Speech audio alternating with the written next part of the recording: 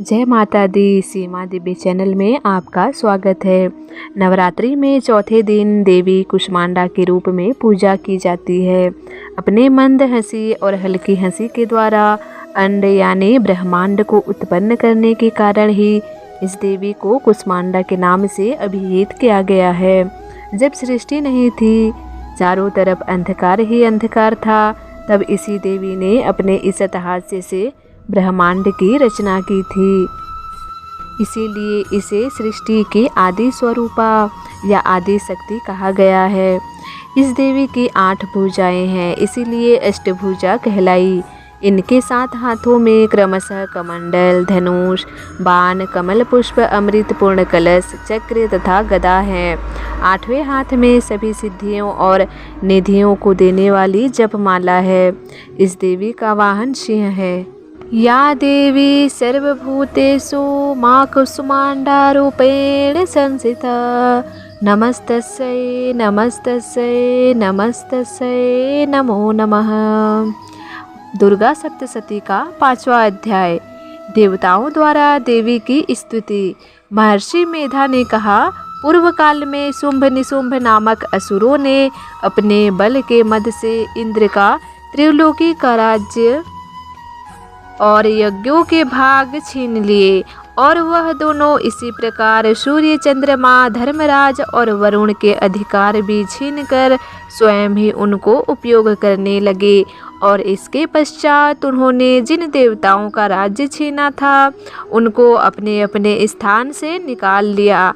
इस तरह से अधिकार छीने हुए दैत्यों तथा दैत्यों द्वारा निकाले गए देवता अपराजिता देवी का स्मरण करने लगे कि देवी ने हमको वर दिया था कि मैं संपूर्ण विपत्तियों को नष्ट करके रक्षा करूंगी। ऐसा विचार कर सभी देवता हिमालय पर गए और भगवती विष्णु माया की स्तुति करने लगे। देवताओं ने कहा, देवी को नमस्कार है, शिव को नमस्कार है, प्रकृति और भद्रा को नमस्कार है। हम लोग रौद्र, नित्या और गौरी को नमस्कार करते हैं।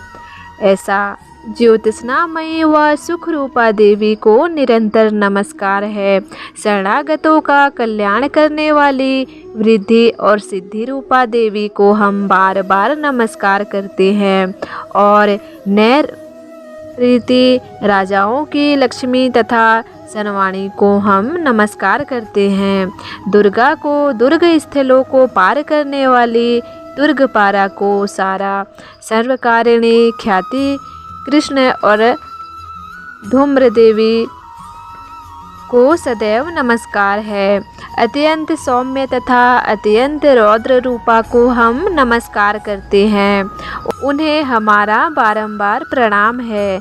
जगत की आधारभूत कृति देवी को हम बार बार प्रणाम करते हैं।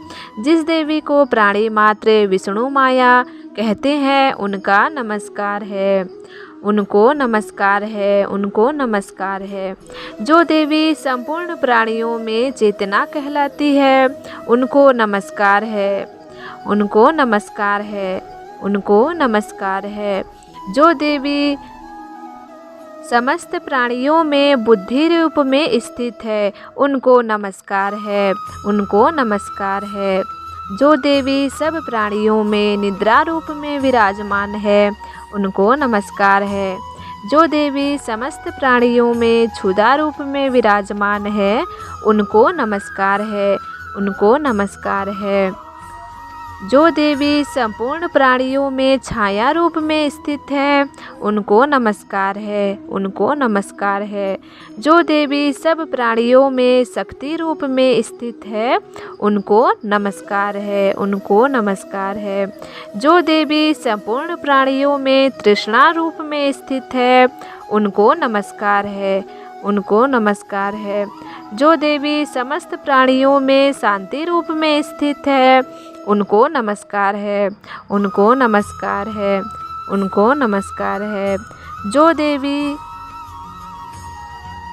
जाति रूप से स्थित है, उनको नमस्कार है, उनको नमस्कार है, उनको नमस्कार है। जो देवी समस्त प्राणियों में लज्जा रूप में स्थित है, उसको नमस्कार है, उनको नमस्कार है। जो देवी समस्त प्राणियों में श्रद्धा रूप में स्थित है, जो देवी समस्त प्राणियों में श्रद्धा रूप में स्थित है, उनको नमस्कार है, उनको नमस्कार है। जो देवी सभी प्राणियों में लक्ष्मी रूप में स्थित है, उनको नमस्कार है, उनको नमस्कार है, उनको नमस्कार है। जो देवी सभी प्राणियों में वृत्ति रूप में स्थित है, उनको नमस्कार है, उनको नमस्कार है। जो देवी समस्त प्राणियों में स्मृति रूप में स्थित है, उनको नमस्कार है, उनको नमस्कार है। जो देवी सभी प्राणियों में दया रूप में स्थित है, उनको नमस्कार है, उनको नमस्कार है। जो देवी सभी प्राणियों में दृष्टि रूप में स्थित है, उनको नमस्कार है, उनको नमस्कार है। जो देवी सभी प्राणियों में मातृ रूप में स्थित है, उनको नमस्कार है, उनको नमस्कार है। जो देवी सभी प्राणियों में भ्रांति रूप में स्थित है, उनको नमस्कार है, उनको नमस्कार है। जो देवी सभी प्राणियों में नित्य व्याप्त रहती है, उनको नमस्कार है, उनको नमस्कार है। जो देवी सभी प्राणियों में चैतन्य रूप में स्थित है, उनको नमस्कार है, उनको नमस्कार है।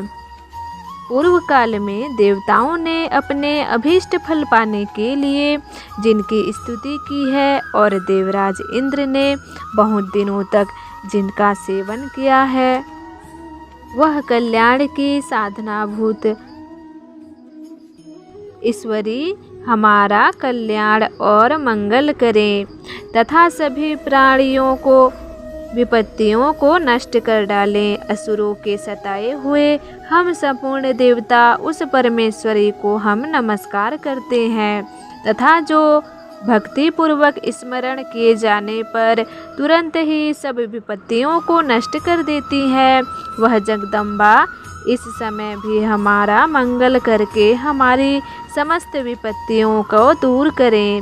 महर्षि मेधा ने कहा, हे राजन, इस प्रकार जब देवता स्तुति कर रहे थे तो उसी समय पार्वती देवी गंगा में स्नान करने के लिए आई।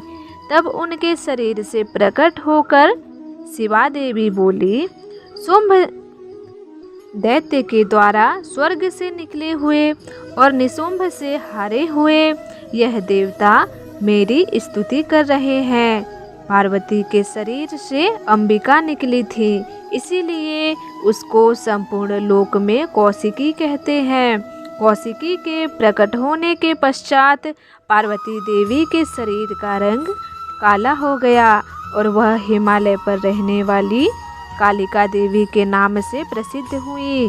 फिर निशुंभ और शुंभ के दूत चंडमुंड वहां आए और उन्होंने परम मनोहर रूप काली अंबिका देवी को देखा। फिर वह शुंभ के पास जाकर बोले, महाराज, एक अत्यंत सुंदर स्त्री हिमालय को प्रकाशित कर रही है। वैसा रंग रूप आज तक हमने किसी स्त्री में नहीं देखा है। हे असुरेश्वर, आप यह पता लगाएं कि वह कौन है और उसको ग्रहण कर लें। वह स्त्री स्त्रियों में रत्न है। वह अपनी कांति से दसों दिशाओं को प्रकाशित करती हुई वहाँ स्थित है, इसीलिए आपका उसको देखना उचित है। हे प्रभु, तीनों लोकों के हाथी, घोड़े और मणि इत्यादि जितने रत्न हैं, वह सब इस समय आपके घर में शोभायमान है। हाथियों में रत्न रूप ऐरावत हाथी और उच्चैश्रवा नामक घोड़ा तो आप इंद्र से ले आए हैं। हंसों द्वारा जुता हुआ विमान जो कि ब्रह्मा जी के पास था, अब भी आपके पास है।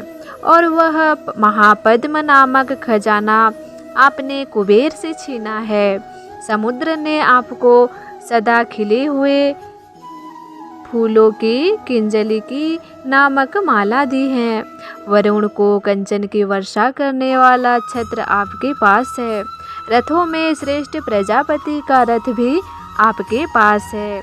दैतेंद्र मृत्यु से उत्क्रांतिका नामक शक्ति भी आपने छीन ली है और वरुण का पास भी आपके भ्राता निशुंभ के अधिकार में है, और जो अग्नि में ना जल सके ऐसे 2 वस्त्र भी अग्निदेव ने आपको दिए हैं। दैत्यराज, इस प्रकार सारी रत्न रूपी वस्तुएं आप संग्रह कर चुके हैं, तो फिर आप यह कल्याणकारी स्त्रियों में रत्न रूप अनुपम स्त्री आप क्यों नहीं ग्रहण करते।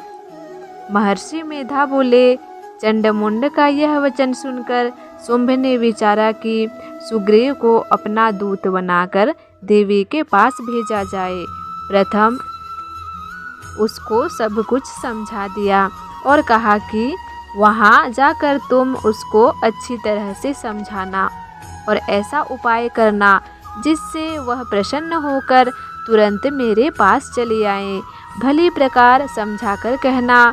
दूत सुग्रीव पर्वत के उस रमणीय भाग में पहुंचा जहाँ देवी रहती थी। दूत ने कहा, हे देवी, दैत्यों का राजा शुंभ जो इस समय तीनों लोगों का स्वामी है, मैं उसका दूत हूँ और यहाँ तुम्हारे पास आया हूँ। संपूर्ण देवता उसकी आज्ञा एक स्वर से मानते हैं। अब जो कुछ उसने कहला भेजा है वह सुनो।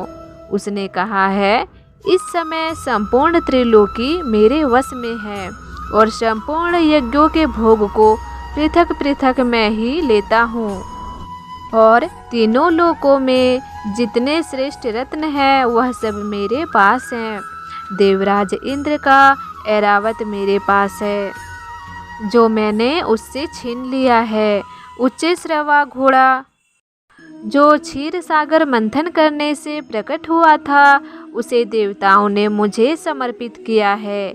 हे सुंदरी, इनके अतिरिक्त और जो भी रत्नभूषण पदार्थ देवताओं के पास थे वह सब मेरे पास हैं। हे देवी, मैं तुम्हें संसार की स्त्रियों में रत्न मानता हूँ, क्योंकि रत्नों का उपभोग करने वाला मैं ही हूँ। चंचल कटाओं वाली सुंदरी, अब यह मैं तुझ पर छोड़ता हूँ कि तू मेरे या मेरे भाई महापराक्रमी निशुंभ की सेवा में आ जाए। यदि तुम मुझे वरेगी तो तुझे अतुल महान ऐश्वर्य की प्राप्ति होगी। अतः तुम उसकी बुद्धि से यह विचार कर अपनी बुद्धि से यह विचार कर मेरे पास चली आओ। महर्षि मेधा ने कहा, दूत के ऐसा कहने पर संपूर्ण जगत का कल्याण करने वाली भगवती दुर्गा मन ही मन मुस्कुराई और कहा, इस प्रकार कहने लगी। देवी ने कहा, हे दूत, तू जो कह रहा है वह सत्य है और इसमें किंचित मात्र भी झूठ नहीं है। शुंभ इस समय तीनों लोकों का स्वामी है और निशुंभ भी उसी की तरह पराक्रमी है, किंतु इसके संबंध में जो प्रतिज्ञा मैं कर चुकी हूँ उसे मैं कैसे झुठला सकती हूँ। अतः तू मैंने जो प्रतिज्ञा की है उसे सुन।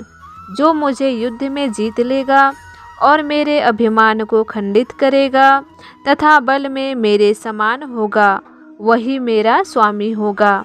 इसीलिए शुंभ अथवा निशुंभ यहाँ आवे और युद्ध में जीतकर मुझसे विवाह कर लें। इसमें भला देर की क्या आवश्यकता है। दूत ने कहा, हे देवी, तुम अभिमान से भरी हुई हो, मेरे सामने तुम ऐसी बात ना करो। इस त्रिलोकी में मुझे तो कोई दिखाई नहीं दिया जो कि शुंभ और निशुंभ के सामने ठहर सके। हे देवी, जब अन्य देवताओं में से कोई शुंभ या निशुंभ के सामने युद्ध में ठहर नहीं सकता, तो तुम जैसी स्त्री उसके सामने रणभूमि में ठहर सकोगी। जिन शुंभ आदि असुरों के सामने इंद्र आदि देवता ठहर नहीं सके, तो फिर तुम अकेली स्त्री उनके सामने कैसे ठहर सकोगी। अतः तुम मेरा कहना मानकर उनके पास चली जाओ, नहीं तो जब वह तुम्हें केस पकड़कर घसीटते हुए ले जाएंगे तो तुम्हारा गौरव नष्ट हो जाएगा। इसीलिए मेरी बात मान लो। देवी ने कहा, जो कुछ तुमने कहा वह ठीक है। शुंभ और निशुंभ बड़े बलवान है, लेकिन मैं क्या कर सकती हूँ, क्योंकि मैं बिना विचारे प्रतिज्ञा कर चुकी हूँ। इसीलिए तुम जाओ और मैंने जो कुछ भी कहा है वह सब आदरपूर्वक असुरेंद्र से कह दो। इसके पश्चात जो वह उचित समझे वो करे। श्री मार्कंडेय पुराण के अनुसार इसी तरह देवी महात्म्य और दूत संवाद नामक पंचम अध्याय संपूर्ण होता है।